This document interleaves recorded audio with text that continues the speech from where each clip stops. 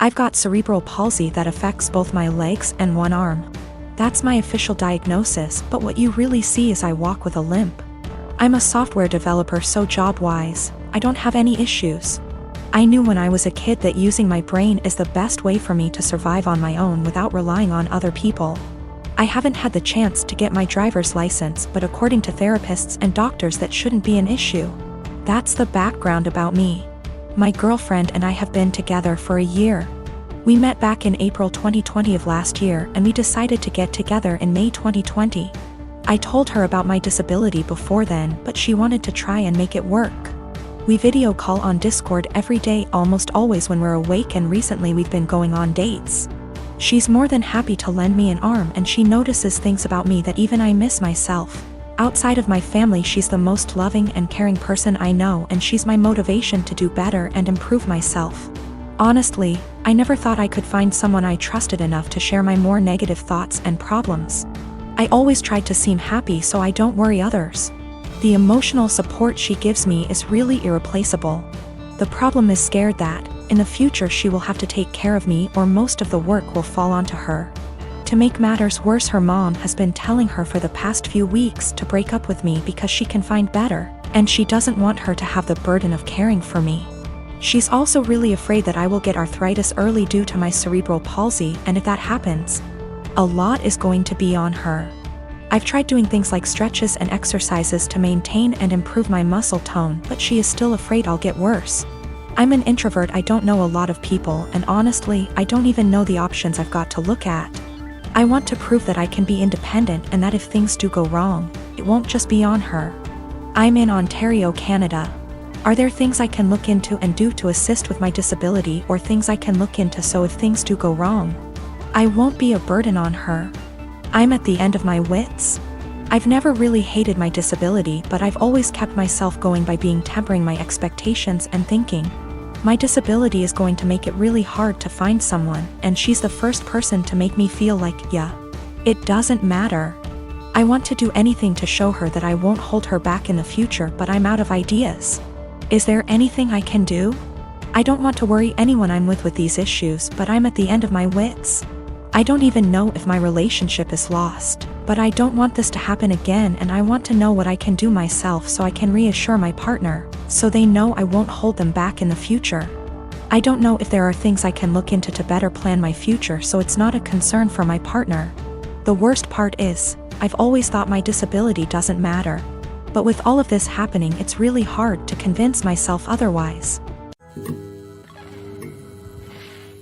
My husband Derek and I have been married for 3 years, together for 7 total. Several years ago, about 6 now, I guess, I worked closely with a male coworker, Paul, that Derek was never fond of. Paul and I never had an inappropriate relationship. Derek's jealousy wasn't completely out of nowhere. I get why he felt that way. Those couple years were a perfect storm of relationship stress. I was working long hours. We were living apart after trying and failing to move in together. Our relationship was still fairly new. And then you add in a handsome coworker I had to spend long hours with and saw more than my boyfriend at the time. Paul was the source of several fights.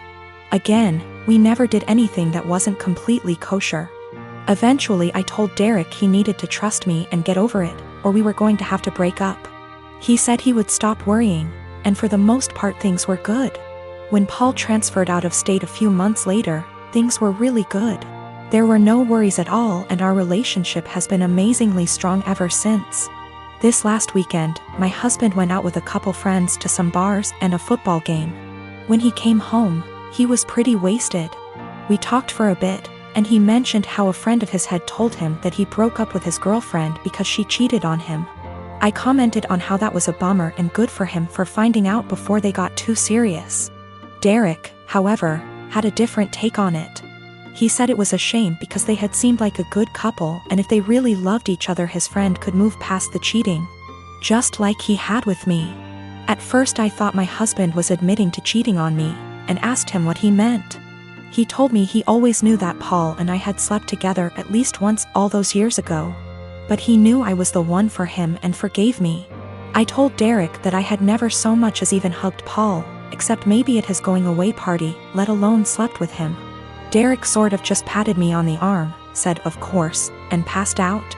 The next morning I asked him about the conversation and he said it was okay, he had forgiven me, it wasn't even an issue. I again stressed that I had never cheated on him with anybody and I needed him to believe me. He sort of did the same, of course you didn't, babe wink thing again and went to work. Every time I've tried to talk to him since, he won't hear me out.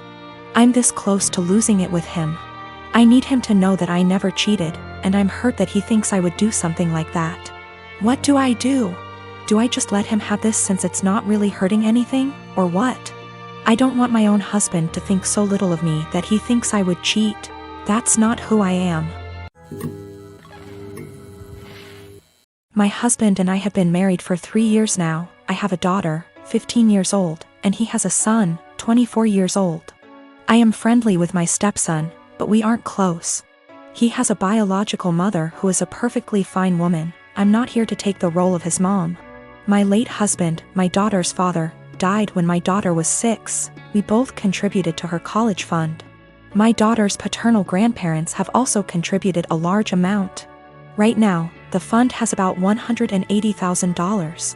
My daughter is extremely bright, and I'm not just saying that because I'm her mom. I truly believe she has the capacity to go to an Ivy League school, and her teachers have said she has the potential as well. And I don't want costs to hold her back. Our income would be too high to get any meaningful financial aid. And while there are a few merit-based scholarships out there that she will be applying to, we don't want to put all our eggs in one basket and hope she gets it when it's so competitive. My current husband and I have separate finances. He doesn't contribute at all to my daughter's fund. My stepson is struggling with a heroin addiction and has stolen money, jewelry, higher loans, and electronics from us for drug money. I understand that addiction is a disease, and I personally paid for an outpatient detox for him, which cost $1,000, which failed. His father then paid for an outpatient rehab program, which cost $6,500, which also didn't work because he barely showed up. He promised us he'd do better next time and he needed another chance. So I split the cost of another $6,500 outpatient rehab program with my husband, which seemed to work during program, but he relapsed as soon as he got out of it. I have spent so much money, time, and energy and it hasn't helped at all. My husband and my stepson want to try a 60-day inpatient rehab program, which will cost $30,000. I had absolutely no idea where they were supposed to get the money for that, considering the thousands and thousands of dollars that were already spent, and the fact that we no longer had anything of value in our house. They want to use my daughter's college fund, which to me is absolutely off limits. I feel like it's completely unfair to my daughter to punish her for my stepson's addiction. Unfair to my late husband and his parents, but frankly, I don't think spending $30,000 will work. My husband thinks I'm an asshole because I'm prioritizing my daughter's education over his son's life. And he believes medical needs come first. He then asked my daughter if she'd be willing to use $30,000 from her fund to pay for her stepbrother's rehab. And she got very quiet and did not answer. He then got very upset with her and said she was being selfish. My daughter later told me that she didn't want to give her stepbrother the money, but she felt so guilty. And I am furious at my husband for emotionally guilt-tripping my daughter like that. My cousin Amy has twins and has a nasty habit of dumping them onto relatives to babysit for the entire day without any warning or regard for their time. I have a very strained relationship with her, but because my mom's side of the family demands that we all remain close-knit, so I have no choice to tolerate her. When she initially gave birth to them, she teased me that I'll have to take on babysitting duty from now on. I'm no good with kids, so I remarked to her that if I ever have them, I'll train them, not babysit. She brushed me off. The kids now are hella destructive and loud, pulling out stuffing inside furniture, holes inside walls, smashing anything glass and porcelain, screaming louder than a fire alarm. You name it. When it was my first turn to deal with them, I immediately walked with them to the store and grabbed the biggest bag of M&Ms I could find and trained them so that every time they follow my orders and behave, they get one. If they misbehave, I get one. Soon enough, every time the kids were dumped on me, they went with my guidelines and behaved. Whenever I say sit, they sit at the table. When I say stay, they don't leave that spot, etc. 2 days ago there was a party planned with the whole extended family. I know, pandemic. Didn't want to, but mom insisted, and I grabbed the M&Ms since the twins were there.